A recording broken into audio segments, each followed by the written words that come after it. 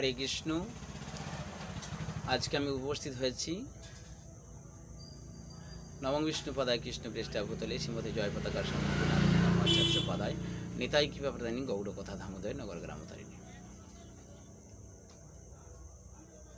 ভগবানের যে ষড়ৈশ্বর্য, ভগবান আমরা কাকে বলবো, ভগবান শব্দের অর্থ কী, ভগবানের শব্দের আকরিক অর্থ, সেটা আমি আপনাদের কাছে বিশ্লেষণ করার চেষ্টা করব। আর ভগবানের কয়টি গুণ ও কী কী সেটা সম্বন্ধেও আমরা জানব এই পাঠের মাধ্যমে। ব্যাসদেবের পিতা পরাশর মুনি বললেন, সমগ্র ঐশ্বর্যস্য বীর্যস্য যশস্বীয় সোনাঙ্গনং ভব ইতিঙ্গনা। এই শ্লোকের মাধ্যমে ভগবানের 6টি গুণ বর্তমান রয়েছে।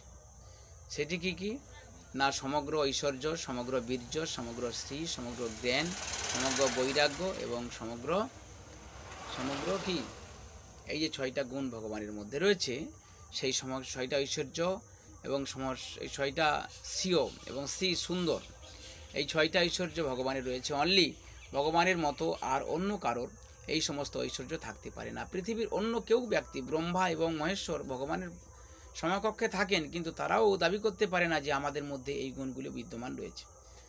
উদাহরণস্বরূপ, জগতে কেউ কাউকে দেখতে ভালো ভগবানের চেয়েও, কিন্তু তার গুণ নেই। আবার কার গুণ আছে তাকে দেখতে ভালো না।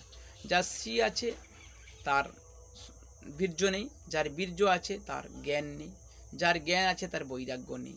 এইরকমভাবে কিছু না কিছু আমরা ঋণী থাকি। কিন্তু ভগবান কৃষ্ণ সমস্ত ঐশ্বর্যের মালিক। তাই ব্রহ্মর্ত, তাই বিভিন্ন পুরাণে বলেছেন, ঈশ্বর পরম কৃষ্ণ সচিতানন্দ বিগ্রহ মনাদির আদি গোবিন্দম সর্বকারণের কারণম। তাই ভগবান কৃষ্ণ হচ্ছে আদি পুরুষ।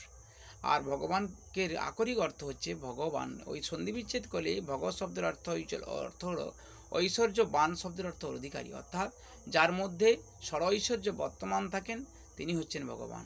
তাই সেই জন্যে বিভিন্ন দিক দিয়ে আমরা প্রমাণ করতে পারি যে ভগবান কৃষ্ণই হচ্ছেন প্রকৃত ভগবান।